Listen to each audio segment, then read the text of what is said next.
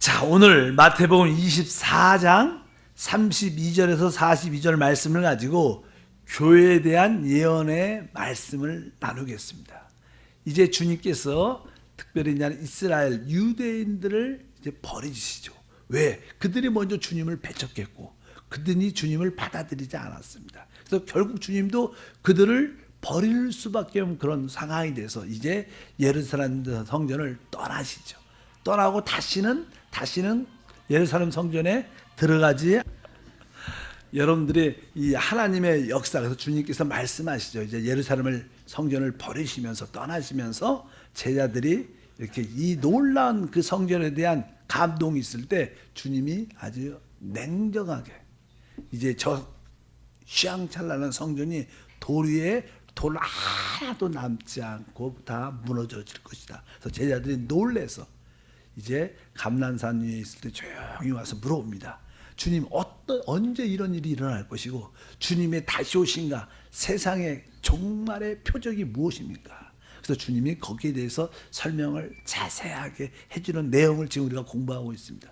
첫 번째, 그 내용 중에는 첫 번째가 이스라엘에 대한 하나님의 예언의 말씀이 있고, 또 두 번째는 우리 믿는 이들, 교회에 대한 주님의 예언의 말씀이 있고, 그리고 나서 이제 이방 열국에 대한 예언의 말씀이 있는 줄 믿습니다. 그렇잖아요. 하나님 볼 때는 이스라엘과 우리 교회와 또 하나 믿지 않는 열국에 대한 예언의 말씀이 기록되어 있는데, 지난번에 이스라엘에 대한 예언의 말씀을 드렸습니다. 특별히 이스라엘 예언의 말씀을 우리가 배웠을 때 특별히 두 가지를 기억해야 된다. 이스라엘들이 언제 주님이 다시 오시고 세상 끝날의 표적이 무엇인가? 첫 번째는 우리가 마태복음 24장 14절에 이 천국 복음이 모든 민족에게 증언되기 위하여 온 세상에 전파되리니 그제야 끝이 오리라. 유대인들이, 이스라엘들이 볼 때는 천국 복음이 막 온 땅까지 전해질 때 끝이 오는구나, 이것을 느껴야 된다는 거. 지금 이스라엘들한테 이게 아니라 이스라엘 백성들에게 천국 복음이 온 땅에 천국 복음은 무엇입니까? 하늘의 통치, 하늘의 다스림이 이 땅에 이루어진다는 거예요. 하늘의 통치. 지금은 바로 이 하늘에서 이 땅이 다스려지는 하나님 나라가 이 땅에 세워진다. 그런 복음이 강력하게 증거진 때를 보면 주님이 오실 세상 끝날 표적들이 증거된다.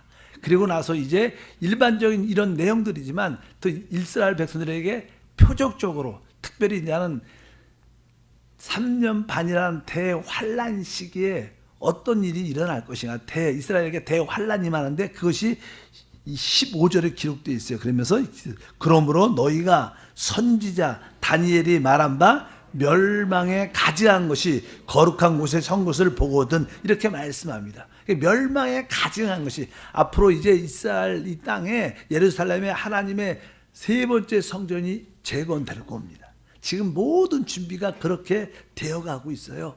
그래서 작년인가 트럼프가 이스라엘을, 바로 예루살렘을 이스라엘의 수도로 명했죠. 인정해 줬습니다.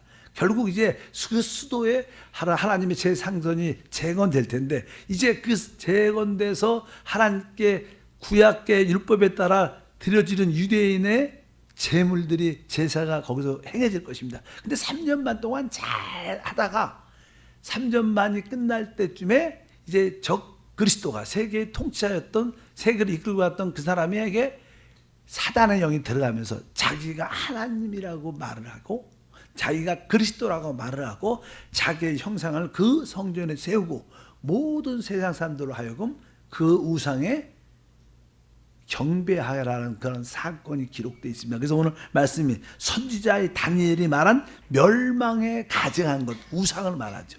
그 하나님의 거룩한 성전에 자기의 우상을 세우고 바로 그것으로 인하여 다 경배하라. 이런 일들이 일어날 것이다. 그때 바로 이스라엘은 3년 반이란 대환란, 큰 환란이 너에게 임할 것이다. 이런 예언의 말씀을 쭉 했습니다. 이것이 나는 이스라엘 백성들에게 하시는 말씀이고, 이제 오늘은 우리 믿는 사람들, 교회에게 하시는 말씀인 줄 믿습니다. 또 교회에서 하시는 말씀은 이제 그 다음 절부터 나오게 됩니다. 32절부터 쭉 나옵니다. 32절부터 이제 시작을 하면 첫 번째 이렇게 시작합니다. 무화과 나무의 비유를 배우라. 그 가지가 연하여지고 잎사귀를 내면 여름이 가까운 줄 아나니. 이렇게 말씀합니다. 사실 예수님이 예루살렘의 마지막 사역 때 예루살렘에 올라가시면서 이제 하루는 이제 무화과 나무 옆에 가서 열매가 있나 확인하는데 열매가 없었어요. 그래서 주님이 지나가시면서 다시는 이 무화과 나무에서 사람들이 열매를 따먹지 못할 것이다, 이렇게 뭐 저주하면서 지나가셨어요. 근데 거기는 상징적인 의미가 있죠. 원래 이 무화과 나무는 이스라엘 나라를 상징합니다. 하나님이 이스라엘을 선민으로 선택한 이런 그들에게 열매를 원하셨는데 그들 나라가 결국은 하나님이 원하시는 열매를 맺지 못했어요. 그래서 주님께서 그것을 하나의 예표로 보여주면서 사람이 다시는 너에게서 열매를 따먹지 못할 것이다. 그리고 나서 다시 그 다음날 돌아가는데 그 무화과 나무가 뿌리로부터 말라 죽어 있었던 거예요. 근데 여기서 말하는 이제는 무화과 나무는 그 나무를 이해하죠. 왜냐하면 제자들은 이야기를 들었어요. 이게 마지막 주간에 일어난 사건이고 감난산의 마지막 예루살렘에서 나와서 주님이 이 얘기를 하기 때문에 무화과 나무 하면 자기들인 건 이스라엘 나라라는 것을 알고 있었어요. 그러면서 이제 그 뿌리로부터 말라 죽었던 것이 거의 2000년 동안 긴 겨울에 잠을 잤죠. 그래서 이 나라를 잃어버리고 2000년 동안 없었던 나라가 이제 알다시피 역사적으로 1948년에 독립을 다시 한번 나라가 회복되는, 그래서 팔레스타인 땅으로 돌아가는 그런 기적 같은 일이 일어나죠. 그래서 오늘 말씀 보니까 무화과 나무 비유를 배워라. 그 가지가 연하여지고, 가지가 연하여진다는 것은 다시 이렇게 소생된다는 거예요. 그러잖아요. 가지가 소생되고 잎사귀가 난다는 것은 바로 그의 활동이 나타난다는 거예요. 그래서 이제 나라가 회복되면서 이스라엘의 모든 외적인 그 국제적인 그런 활동이 활발해져서 지금이야 뭐 아주 독립국가로서 또 중동과 많은 아랍과 많은 싸움을 하면서 자기 아직까지 남아있는 온전히 회복하지 못했죠. 그래서 이제는 그 우리가 예루살렘 가면 골란 고온이란 그것도 땅을 더 이스라엘이 가져야 되고 요르단 서편 쪽에 있는 그 땅도 완전히 소유해야 이제 이런 사건들이 마무리 되지 않을까. 그래서 지금 계속 그런 중동 평화 협정을 위해서 트럼프와 그 사이와 또 많은 중동의 지도자들과 아랍 사람들과 계속 물밑 작업을 계속 하고 있어요. 지금 진행이 많이 됐어요. 이제 좀 있으면 어떤 평화 조약이 놀랍게 펼쳐질 거예요. 만약에 올해 말이나 내년 초쯤에 혹시 그런 중동의 평안이 이렇게 만들어져서 서로 그렇게 한번 해보자, 한번 7년 동안 한번 해보자, 이런 사건이 만약에 결과적으로 신문에 난다, 그럼 주님이 오시는 때릴 것을 기억을 하셔야 된다. 근데 이것이 언제인지 알지 모르지만 이제 정치적으로 사회적으로 모든 것이 분위기가 많이 이루어졌어요. 역대로 중동 평화의 중재안이 이루어진 적이 한 번도 없습니다. 옛날에는 한 번쯤 이루어지려다가 결국 비토돼서 안 됐지만 지금은 물밀작업을 계속해서 서로 거부하지만 조금씩 타협안이 이루어지고 있습니다. 그럴 때 중동의 평화를 위해서 그런 것이 될 때 그것이 어떻게 보면 7년 평화 조약이라고 말씀드릴 수 있는 우리가 성경에 나오는 그런 이야기들입니다. 그래서 우리가 마지막 그런 시대에 살고 있는 줄 믿습니다. 그래서 보니까 가지가 이미 연하여졌고 잎사귀를 내면서 활동이 무르익었다는 그런 이야기를 합니다. 33절 읽어보니까 이와 같이 너희도 이 모든 일을 보거든 인자가 가까이 곧 문 앞에 이른 줄 알라. 그러니까 우리 교회 믿는 사람들의 표적, 주님이 언제 오시는가? 그것은 이스라엘의 회복에 달려있다는 거예요. 이스라엘의 회복을 보면서 아, 주님이 오실 때가 됐구나, 이것을 우리가 할 때 깨달으라는 거예요. 믿으시면 하면. 유대인들은 어떻게 깨달아요? 세상의 끝을 바로 천국 복음이 강력한 이 땅에 할 나라가 세워질 것이다, 하나님의 통치가 이루어질 것이다, 이런 복음의 말씀을 많이 듣고 또 실제로 마지막 3년 반 때 그 성전에 멸망의 가증한 것이 쓸 때 이때 마지막이구나. 그래서 그들은 그걸 통해서 깨닫지만 우리 교회는 이스라엘의 무엇을 회복을, 무화과 나무가 회복되는 것을 볼 때 주님이 가까이 온 것을 우리가 깨달아야 될 것이다, 이렇게 말씀하는 줄 믿습니다. 그래서 우리는 항상 주님의 다시 오심에 관심이 많으려면 이스라엘의 회복에 관점이 있어야 돼요. 그래서 종종 어떤 교회들은, 어떤 성도들은 이스라엘에 지대한 관심이 많아요. 근데 제가 아직 쭉 보면 이스라엘의 회복과 지금 정치 상황과 중동과의 관계에 관심이 많이 있어요. 근데 우리가 거기에 관심이 많아야 되지만 우리는 또 그리스도의 신부가 돼야 되는 거예요. 영적으로 이기는 자가 돼야 되는 거예요. 뭐 그리스도, 뭐 이스라엘 정세에 대해서 관심이 많다고 믿음이 좋냐, 그런 건 아닙니다. 그건 하나의 지식적인 것이죠. 외적인 상황이고, 우리는 내적으로 어떤 주님에 대한 신실함과 영적인 성장과 성숙과 순수함이 필요한 거예요. 그래서 원래 나는 이 교회에 대해서는 이 두 가지의 핵심적이 있어요. 하나는 깨어 있으라는 거예요. 주님이 언제 모르니까 깨어 있어서 그것을 주님의 오심을 예비하고 있어라. 또 그것이 첫 번째 주제고, 이 교회의 두 번째 주제는 주님의 오심에 대해서 충성돼야 된다는 거예요. 주님의 오심의 일에 대해서는 충성스럽게 지혜로워야 된다는 거예요. 우리가 이 두 가지의 토끼를 다 잡아야 되는 거예요. 우리는 바로 우리가 가서 열처녀 비유가 나오고, 또 뒤에 나오면 25장에 뭐예요? 바로 달란트 비유가 나오는 거예요. 처녀 비유에서는 우리가 늘 깨어 신실하고 예비되어 있어야 된다는 거예요. 또 하나님의 종의 입장에서는 우리가 충성스럽고 어떻게 해야 돼요? 바로 지혜롭게 우리가 달란트를 남기는, 충성스러운 봉사를 하는 그런 모습을 다 갖고 있어야 된다. 근데 특별히 이런 마지막 상황에 이스라엘 회복이 하나의 우리 교회에게 주신 하나님의 표적인 것을 기억하시길 바랍니다. 아까 말씀드렸지만 아직 이스라엘의 회복은 완전히 이루어지지 않았어요. 예루살렘도 수도로 인정을 받긴 받지만 아직도 중도 팔레스타인도 예루살렘을 이스라엘의 수도다 이렇게 인정하지 아무도 안 해줘요. 또 세계 국가도 안 해줘요. 그러나 미국이 이번에 작년에 해준 거예요. 그걸 갖고 해주면서 새로운 큰 이슈죠. 그냥 미국은 워낙 강한 강대국이니까 그런 흐름이 조금씩 났고, 그 미국을 중심으로 해서 어떤 준재안이 나타나서 그런 것이 점점 회복돼서 나중에 고란 공원도 회복될 것이고 아마 타협을 할 겁니다. 그 다음에 요르단 서쪽 교회인데 그 땅도 가져야 하나님이 약속하신 그 마지막 때 이스라엘의 회복이 이루어지는 거예요. 그런 무슨 중재안을 통해서 그런 것이 이루어질 것을 우리가 기대하면서 우리가 기도하지만, 영적으로는 우리가 그리스도의 신부로서 깨어 충성된 그 내적인 준비도 확실하게 우리 가운데 이루어져야 될 줄 믿습니다. 그러면서 34절을 보니까 내가 진실로 너에게 말하노니 이 세대가 지나가기 전에 이 일이 다 일어나리라. 이 일이라는 것은 무화과 나무가 연해지고 그 잎사귀를 내는 모든 것들이 다 마무리될 것이다, 이렇게 말씀합니다. 근데 이 세대가 지나가기 전에 이 세대는 많은 사람들이 시간적으로 한 세대는 50년이다.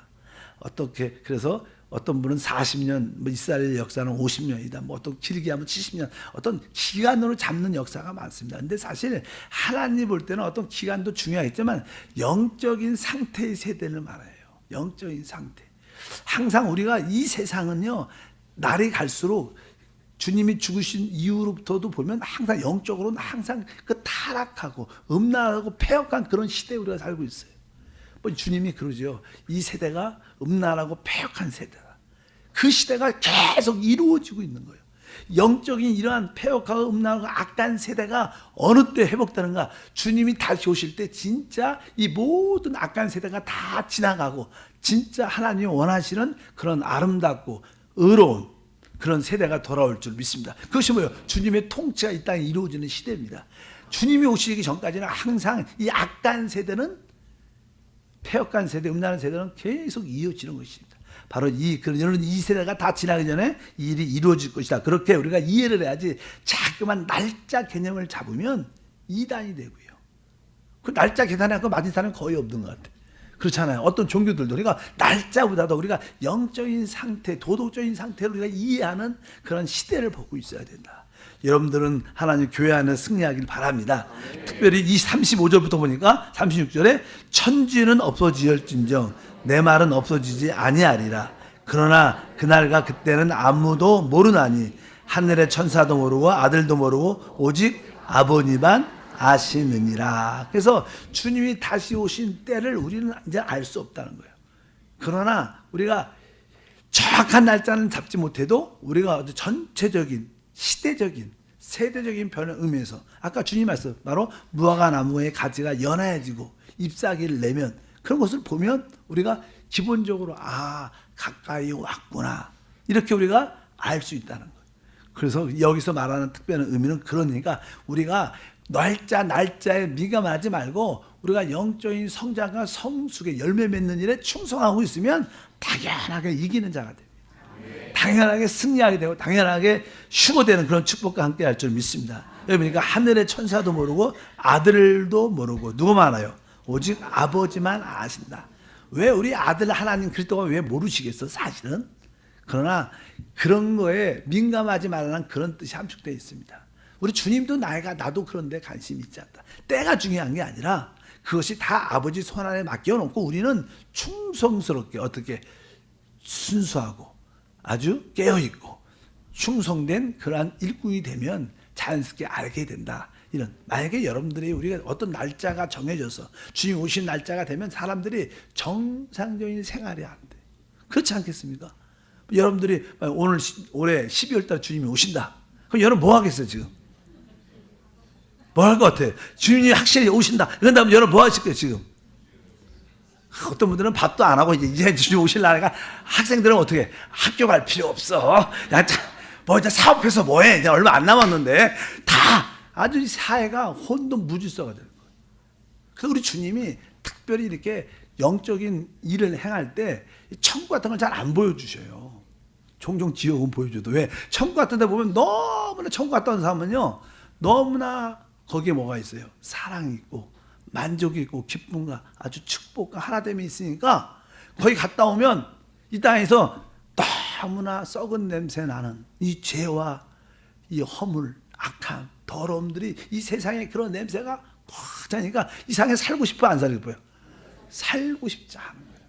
그래서 무력한 사람이 되시죠. 내가 복음 전하는 일 빼놓고는 무력한 사람이 돼. 그렇다고 믿지 않는 사람들이 막 복음을 열정적으로 예수 전당하고 막 돌아다니면서 남들 뭐라 그래요? 미친 사람 이렇게 얘기하지 은혜를 받지 못해요. 그러니까 정상적인 삶이 안 돼요. 그래서 하나님이 잘 안 보여주죠. 안 보고 믿는 자가 복이 있는 거예요. 자꾸만 천국 하지 마시고 전에 그랬잖아요. 진짜 어떤 분이 천국을 보고 싶다고 그래서 근데 천국 갔다 온 사람 한번 다 이렇게 조사 좀 해봐라 그러니까 대부분 천국 갔다 온 사람 사고가 세게 나고 죽은 마지막 단계 혼수 상태 그런 때가 주로 천국 갔다 온다네요. 너도 그렇게 한번 사고 나서 갔다 올래? 그러니까 됐습니다. 그냥 안 보고 믿겠습니다. 여러분 이 끝을 갈 때 주로 그런 마지막 그 영적인 세계에 접촉하니까 복이 되는 건데 그러니까 여러분들이 안 보고 믿음으로 보는 게 복이 있죠. 믿음으로 살기를 축복합니다. 이미 마음의 천국은 여러분 심령 안에 있습니다. 여러분 마음에 하나님과 여러분에게 만족이 있고 그 하나님의 사랑을 내 안에 느끼고 하나님과 하나됨의 체험이 있으면요 사실 거기가 천국이에요. 만족. 그래서 우리가 지난번 말씀한 것처럼 한번 따라할까요? 만족, 사랑, 하나됨. 이게 진짜 영적인 유토피아죠. 많은 정치자들도 국가를 이렇게 만들려고 그래. 국민이 만족하는 나라. 국민이 서로 사랑하고 존경이 있는 나라. 하나가 되는. 근데 안 되죠. 될 수가 없죠. 왜? 우리는 죄성이 있어서 그렇게 되지도 않습니다. 그러나 예수 안에 영 안에서 그런 축복과 은혜를 우리 모두가 누리게 될 줄 믿습니다. 그래서 우리가 그 때에 대해서는 너무 민감하지 말라. 그러나 우리는 그 때에 대해서 근신하고 깨어 있어는 돼야 된다는 거예요. 날짜를 찾아다니지 말고 항상 근신하고 깨어 있는 영적인 그러한 종말론을 갖는 것이 참된 신앙생활인 줄 믿습니다. 37절에 말하죠. 노아의 때와 같이 인자의 임함도 그러하리라. 항상 주님의 오심을 말할 때는 두 가지의 단어를 많이 써요. 소돔과 고모라 이런 왜 패역한 시대, 음란하고 악한 시대, 또 마지막 때는 노아의 때 이런 때를 많이 해요. 왜? 노아의 때도 보게 되면 성경에 써 있습니다. 38절부터 홍수전에 노아가 방주에 들어가던 날까지 사람들이 먹고 마시고 장가들고 시집가고 있었으면 홍수가 나서 그들을 다 멸하기까지 깨닫지 못하였으니 인자 임함도 이와 같으리라. 우리도 이 교회가 하나님의 방주로서 영적으로 건축하고 있는데 다 회개하고 주를 믿고 교회 안에 들어오라고 구원의 방주라고 그렇게 외치지만 세상 사람들은 웃으면서 조소하면서 말 같은 소리 하지 말라. 무슨 천국이 주님이 오신 세상의 종말이 어딨냐 그런 이야기를 많이 하고 아무리 말해도 그들은 먹고 마시고 결혼하고 돈 벌고 이런 거에 그렇게 관심이 없어요. 그들은 뭐 그런데 결국 이 세상의 끝이 와도 그들은 잘 몰라요. 끝인지도 모르고 그렇게 가는 거예요. 그래서 이렇게 이 세상 종말은 노아의 홍수. 그게 사실 영적으로 가장 타락하고 부패한 시대죠. 그래서 이 날이 갈수록 또 소돔과 고모라도 그렇죠. 뭐 특별히 지난번에 말했지만 동성연애 그런 성평등 우리나라도 그냥 성평등이란 단어는 무척 안 좋은 단어죠. 그러니까 이 성평등 안에는 많은 내용들이 함축되어 있습니다. 그래서 나는 뭐 성평등이 이제 뭐 부천시에는 그 시의 조례로 통과됐다 막 그런 얘기를 많이 하면서 그런 것이 통과되면 우리가 뭐 성평등을 반대한다 이런 얘기를 하면 목사도 누가 고소하면 법적으로 구속되는 거예요. 그런 이야기를 못하는 거예요. 근데 왜? 소수자를 위하니까 소수자를 폄하시키고 판단하고 틀렸다고 말하는 것은 평등 원칙이에요. 그러니까 이 사회주의 기본적인 원칙이 이 평등이라는 단어가 말은 멋있어요. 평등. 근데 평등이 우리 태어날 때부터 평등하지 않아. 사실 원래 우리 주님도 태어날 때 그 이스라엘이 어디에 로마의 치 가운데 있어요. 로마의 지배 가운데 있었어요. 주님도 이 땅에 오셔서 로마의 그 지배 가운데 있을 때 그런 거에 대해서 언급하지 않았어요. 이 세대는 어차피 그렇게 가는 거예요. 그래서 이 평등이라는 그런 문제가 우리가 최선을 다해서 열심히 일해서 자기가 수고 않고 먹고 사는 것이 하나님의 뜻입니다. 뭐 다 모든 인간의 기본적인 자유권과 평등권이 있죠. 그래서 지난번에 그런 얘기 했잖아요. 그러니까 우리가 보수라고 이렇게 말하는 사람들은 조금 자유에 대한 가치관이 높아요. 그러나 사회주, 진보화 사람들은 평등에 대한 가치관이 높아요. 원래 국민에게는 모든 사람에게는 자유와 평등권을 기본적으로 가지고 있어요. 근데 어디에다 가치를 많이 두냐에 따라서 내가 진보가 되고 보수가 되는 그런 차이가 있어요. 근데 나는 사실 뭐 진보 보수 단어 자체가 좀 이상하죠. 이영환 시켰으니까. 우리는 다 자유와 평등을 함께 가야 될 거예요. 그리고 나는 이 사회라는 게 국가 주도적으로 막 이끌고 가는 것이 사회주의 영향이 많죠. 그러나 보통 일반적인 자유는 이 시장 경제를 통해서 자기가 열심히 해서 경제를 통해서 발전을 해야 된다. 이런 의미가 많아요. 근데 자꾸만 이렇게 사회주의 영향이 많은 사람들은 국가가 통제하고 회사도 노동자도 통제하고 필요한 건 나라에서 정부에서 지원해주고 계속 요즘에도 보면 정부에서도 많은 청년들 일자리 많이 지원해주고 도와주잖아요. 정부에서 그런 일 원래 그런 일은 자기 스스로 우리가 서로 경쟁하면서 만들어가는 거예요. 만약 그렇지 않다면 사회주의 공산주의가 그러죠. 저는 공산주의 오래 있어봤죠. 뭐 러시아도 그렇고 중앙아시아도 그렇고 북한도 그렇고 다 사회주의 국가는 정부의 지도하에서 모든 것을 공급해주고 마련해주는 거예요.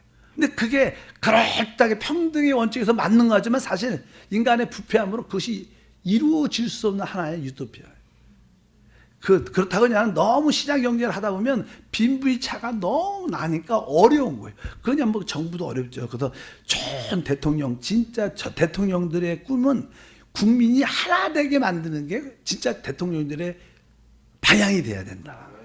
뭐 원래 대통령들이 선서할 때 대통령들은 제가 읽어보니까 첫 번째는요 국민의 생명권을 보장해 줘야 돼요. 대통령이 하는 일 뭐예요? 국민의 생명.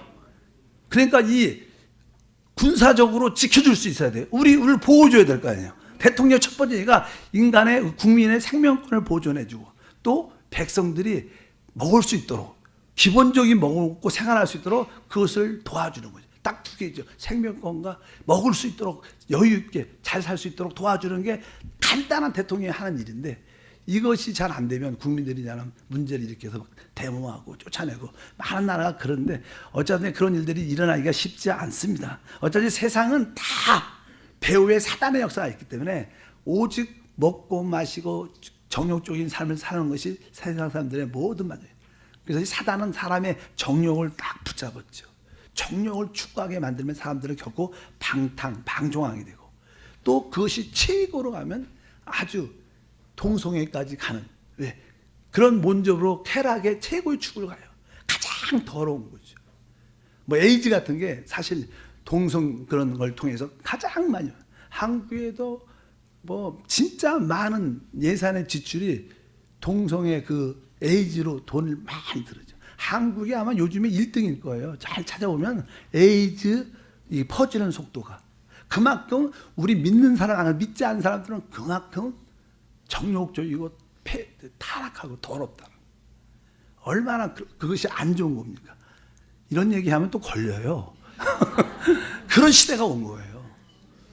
얼마나 무서운 시대인데. 왜? 뒤에 누가 있어? 사단이 오는데.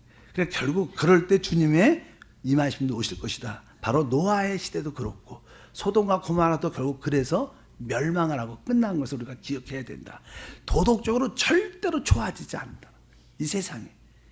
그래서 우리는 여기 모든 세대라는 것은 도덕적인 그러한 세대를 의미하지 어떤 시간적인 개념이 아닌 것을 깨닫고 우리가 이 도덕적인 이러한 상태에서 벗어날 수 있는 지혜와 은혜가 함께할 줄 믿습니다. 우리는 이런 세상에서 말하는 이러한 가르침에 마취돼서 안 돼요. 많은 사람들이 자꾸만 그런 이야기를 듣다 보니까 자연스럽게 언론에서 계속 그런 얘기 듣다 보니까 마취가 돼갖고 느낌이 없어. 그것이 얼마나 무섭고 더럽고 우리나라를 파괴시키는데 그런 걸 느낌이 없는 거야. 뭐 잘 되겠지 뭐 그럴 수도 있지. 계속 듣다 보면 처음에는 분개를 했는데 몇 번 듣다 보면 화도 안 나. 뭐 알아서 되겠지. 그러면서 점점점 우리는 무디어지고 결국 개가 되고 돼지가 되는 거야. 모든 사람들이 그렇게 되는 거야. 그래서 결국 망하는 그런 모습이 있을 수 있다고 해서 기억을 하셔야 돼. 우리 믿는 사람들은 절대로 이런 도덕적인 타락에 대해서 우리가 마취돼서는 안 될 것이다. 그래서 여러분들은 결국 우리 주님은 이러한 세상을 심판하러 오실 수밖에 없는 것을 분명히 알고 영적으로 깨어있는 믿음의 사람이 돼야 될 줄 믿습니다.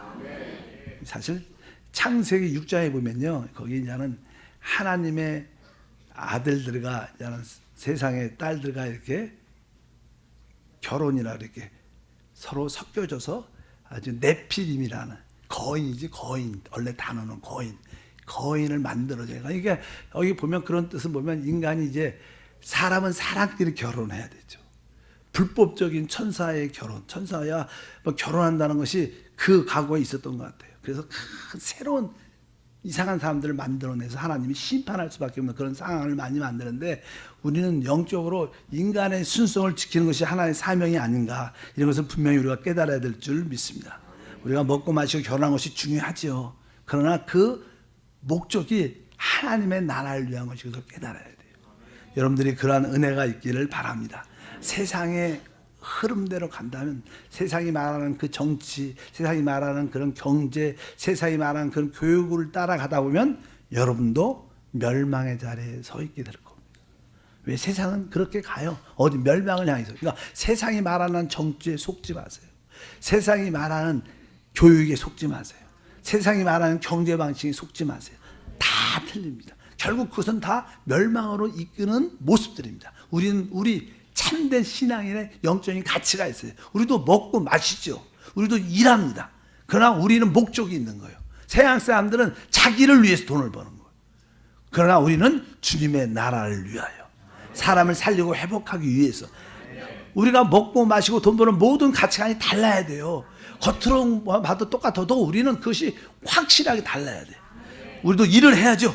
왜? 주님을 위해서 열정적으로. 우리가 여러분들 직장을 다니면 믿지 않는 나보다 더 기쁘게 신나게 일할 수 있어야 돼요.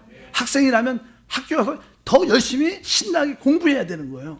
왜? 우리는 주님을 위해서 공부하는 것이고 주님을 위해서 일하는 거예요. 그런 가치관이 확실해야 돼요. 서양 사람들은 자기의 쾌락을 얻기 위해서, 자기의 축복을 얻기 위해서. 우리가 종종 서양 우리들도 믿는 사람들도 어떤 보면 은행에 저축하는 재미로 사는 사람도 있어요. 내 연금 앞으로 내 노후를 위해서. 그런 가치관은 맞는 게 아니에요. 우리의 노후는 주님이십니다. 이런 가치관은 확실히 가져. 주님이 책임져야 되는 거지. 내가 노후를 준비한다. 워낙 연금 노후 준비를 많이 하더니까 여러분들도 알게 모르게 세상의 지식에 어떻게 했어요? 점점점 마취돼서 그게 맞나 보다, 그렇게 살아야지, 그러면서 하나님을 의지하는 것보다 뭘? 그런 거에 세상 방식에 의지하고 그렇게 살게 되는. 우리는 가치관이 세상의 흐름대로 가서 안 돼요. 하나님의 가치관으로 여러분들이 구성되길 축복합니다. 그리고 그냥 40절과 41절을 보니까 그때 두 사람이 밭에 있으며 한 사람은 데려감을 당하고 한 사람은 버려둠을 당할 것이요 두 여자가 맷돌질을 하고 있으며 한 사람은 데려감을 당하고 한 사람은 버려둠을 당할 것이라. 여기 보면 두 사람이죠. 두 사람. 원래는 형제, 두 형제, 남자를 말하는데 두 사람이 밭에 있으며 한 사람은 데려감을 당했다. 여기 또 두 여자, 두 자매가 나오는데 뭐래요? 맷돌질을 하고 있는데 여기 보니까 우리가 이 땅에서도 우리도 어떻게 해야 돼요? 밭에서 일해야 돼요. 또 안에서도 자매들도 일을 해야 돼요. 우리도 살려면 어떻게 일해야 돼요. 근데 가치관이 다른 거예요. 우리는 일을 먹기 위해서 일하는 게 아니라 주님을 위해서 일하는 거예요. 우리가 모든 일은 가치관이 확실히 다른 거예요. 여기 세상 사람도 다 일하죠. 그러나 그들과 우리의 차이는 뭡니까? 방향이, 원인이, 목적이 다른 겁니다. 목적을 여러분이 확실히 하고 여러분들이 일을 해야 될 것이다. 여기 믿는 사람들에 대한 이야기를 하죠. 두 사람의 밭에 있으면 한 사람은 데려가면 휴고를 말해요. 휴고가 된다는 것은 바로 그 사람이 영적으로 이제 성숙했기 때문에 하나님께서 익은 열매로 데려가는 것입니다. 그러니까 우리가 이스라엘의 회복과 이스라엘이 어떻게 될 것인가 그런 데 관심도 많이 가져야겠지만 내적으로 성숙해져야 되는 거예요. 뭐 성숙하지 않고 이스라엘만 늘 언제 정말 이런 데만 관심 있다고 휴고되냐? 그렇지 않아요. 휴고된다는 거 안다고 휴고되는 게 아니라 성숙해야지 휴고되는 거예요. 여러분들 이기는 자가 돼야지 휴고되는 거예요. 그것을 분명히 우리가 양쪽을 다 잡아야 됩니다. 그래서 우리는 생명의 성장을 붙잡아야 될 줄 믿습니다. 그래서 한 사람은 데려감을 당할 것이고 아마 우리가 그냥 일하다가 주님이 오실 때가 되면 먼저 익은 역 곡식이 휴고가 되죠. 이렇게 있다가 같이 일하다가 우리 이봉상님이 안 배시네? 그러면 옆에 친했던 분이 그걸 보면 어떻게 느끼겠어요? 휴고가 됐구나. 그렇잖아요. 우리 아니까. 그럼 그 사람은 남아있을 때도 어떻게 그거를 깨닫고 도전받아야 돼. 내가 이 땅에 남아있어도 더 믿음을 끝까지 지키고 짐승의 표 받지 말고 우상에 절하지 말고 막 이렇게 단호한 결단이 있어요. 아마 그것이 하나의 경고와 두려움이 될 수 있을 거예요. 아마 우리 주위 가서도 어느 순간에 많은 분이 없을 거야. 그럴 때 여러분들은 포기하고 좌절하는 게 아니라 주님의 말씀이 이루어지는구나. 그러나 내가 이 땅에서 내가 순교를 통해서 이기는 자가 되겠다. 이러한 결단이 있기를 축복합니다. 그리고 또 이스라엘 백성들도 믿는 교회 몇몇 사람들이 사라졌대. 그럼 그들도 주님이 오실 때가 됐다. 이걸 하나의 표적으로 바라야 되는 거야. 그들이 믿지 않지만 예수를 아지. 그래도 휴고 사라졌다 이런 이야기는 많이 아는 사람들 알 거예요. 사람들이 교회에 많은 사람들이 없어졌대. 우주인이 데리고 갔대. 그런가 봐. 이런 얘기할 때 이스라엘 백성들은 어떻게 생각해야 돼? 진짜 예언의 말씀대로 이루어지나 보다. 세상이 끝이 오나 보다. 그러면서 진짜 신실한 유대인들은 그것을 하나의 표적과 경고로 받아들여서 마지막 때를 너희 준비해야 된다. 서로 우리는 유대인을 보고 경고받아야 되고 유대인은 우리 교회를 보고 경고를 받아야 되는 거예요. 그럴 때 우리가 마지막을 준비할 줄 믿습니다. 두 여자도 맷돌을 갈고 있으면 한 사람은 데려감을 나가고 한 사람은 버려둠을 당할 것이라. 우리의 꿈들이요. 하나님, 주님이 오실 때 내가 바치게 기도하고 있을 때, 금식하고 있을 때 오시옵소서. 그럴 때 거의 잘 안 오셔. 그러니까 여러분들이 이 생활에 충성스러워야 돼. 모든 일에 충성하고 있어야 돼. 직장에서도 그러나 예배 오지 않을 정도로 충성 그런 뜻이 아니라 주님을 위해서 충성스럽게 일하고 학생들은 열심히 공부하고 우리는 또 열심히 또 전도하고 이렇게 자기 자리에 충성스럽게 있을 때 자연스럽게 하나님 우리를 데리고 간다. 그냥 하나님이 신령하게 하얀 옷 데려입고 깨끗이 모욕하고 높은 산에 올라서 먼저 올라가야지 손 들고 이런 거는 다 이단입니다. 이단. 전혀 정상이 아니에요. 하나님은 그런 사람도 오지 않아요. 그냥 분명히 그런 것을 아셔야 돼요. 그래서 신령한데 거기에 기도원에 특별히 거기 가면 어디 섬에 가면 그런 사건이 있었잖아. 어디를 가면 거기가 천국이고 유토피아가 될 것이다. 다 그런 건 가짜입니다. 주님은 여러분이 정상적인 생활하고 주님을 위해서 일하고 또 예배 시간에 와서 열정적으로 예배하고 또 집에서는 자녀도 열심히 키우고 이렇게 아주 정상적인 생활을 하면서 주님을 섬길 때 자연스럽게 한 사람이 데려가을 당할 때 우리도 같이 따라가는 그런 축복과 은혜가 함께할 줄 믿습니다. 42절. 그러므로 깨어 있으라. 어느 날에 너희 주가 임할지 너희가 알지 못하느니라. 여기서 핵심이 뭐예요? 그래서 깨어 있으라는 거예요. 우리가 깨어 있고 근신하고 준비되어 있어야 되는 거야. 내가 어느 때라도 주님이 가자. 그러면 어떻게 해요? 아멘 하고 갈 수 있는 준비가 되어 있어요. 사람이 나는 휴거가 되지 않아도요, 우리의 생명은 주님의 손 안에 있죠. 주님이 만약에 지금 오늘 야 가자 그럼 어떻게 해야 돼요? 그냥 그래서 오늘 하루 털 걸 다 털어야 되고 비밀번호도 다 남편한테 다 가르쳐줬어요. 제가 그런 이야기를 들어도 어떤 집사님이 너무 심장이 아파서 죽을 것 같은데, 근데 자기가 지금 죽을 것 같으니까 야 우리 아내한테 내가 이게 개인 통장을 하나 갖고 있는데 그것도 잘 모르고 그 다음에 비밀번호도 모르니까 걱정이 되는 거야. 가끔 막 죽어가면서 너무 고통 가운데 있으면 다시 아내를 불러가고 내가 통장을 하나 갖고 있는데 비밀번호 가르쳐 줬대요. 근데 안 죽으셨어.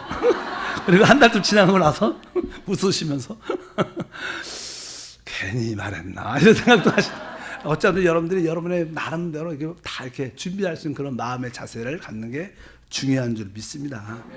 데려감을 당한다는 뜻은 우리가 휴거된다는 뜻이고, 그것은 영적으로 말해서 우리가 최종 구원을 체험하는 거예요. 우리의 영의 구원은 있죠. 우리 혼의 구원은 계속 우리가 새롭게 생각도 이해하는 생각으로 바뀌고, 우리의 감정도 사하는 감정으로 바뀌고, 우리의 의지도 깨끗하고 착한 양심으로 바뀌고, 우리의 의지도 부드럽게 순종하는 의지로 바뀌면 혼의 구원이 다 이루어져요. 그럼 마지막에 우리 몸만 남은 거예요. 우리 몸이 영광스럽게 변화되는 것이 휴거예요. 그러니까 구원의 최종 완경이 휴거예요. 왜? 몸이 영광스럽게. 그러니까 주님이 오실 때 죽은 자들이 먼저 몸에 영광스럽게 먼저 휴거되는 거죠. 그들이 이제 벗은 몸, 변하지 않은 육신과 구별됐기 때문에 몸이 없죠. 아직 이런 육신을 갖고 있는 육신이 영광스러운 몸으로 변화해서 주님을 만나게 되는 거예요. 우리는 주님을 만날 때 영혼, 몸이 완전한 구원을 체험해야지 주님을 볼 수 있어요. 그렇지 않으면 우리는 부끄러워서 보지 못합니다. 영광스러운 영광의 옷으로 여러분이 변화된 모습을 받는 거예요. 아마 여러분의 그런 축복이 함께할 줄 믿습니다. 그래서 우리는 모든 것을 그렇게 하고 있는 것이다. 그것을 분명히 알아야 될 줄 믿습니다. 그래서 항상 우리가 깨어있자, 또 충성되자. 이것이 이 마지막 때 교회에게 주시는 우리의 하나의 경고고 표적인 줄 믿습니다. 그래서 이스라엘의 역사는 이미 거의 이루어져 가고 있다는 것을 우리가 표적으로 깨닫기를 바랍니다. 하나님 아버지 진심으로 감사합니다. 다시 한번 우리 교회들에게, 믿는 자들에게 주시는 하나님 말씀을 믿음으로 받아들입니다. 우리 믿는 자들 교회는 무엇보다도 근신하여 깨어서 준비된 자가 돼야 되는 것이고, 또 한편적으로 충성스럽게 지혜롭게 우리가 일하는 사람이 되는 줄 믿습니다. 우리 교회가 이러한 모습으로 주님의 다시 오심을 준비하여 이기는 자라 그리스도의 신부로 세워질 수 있도록 은혜를 더하여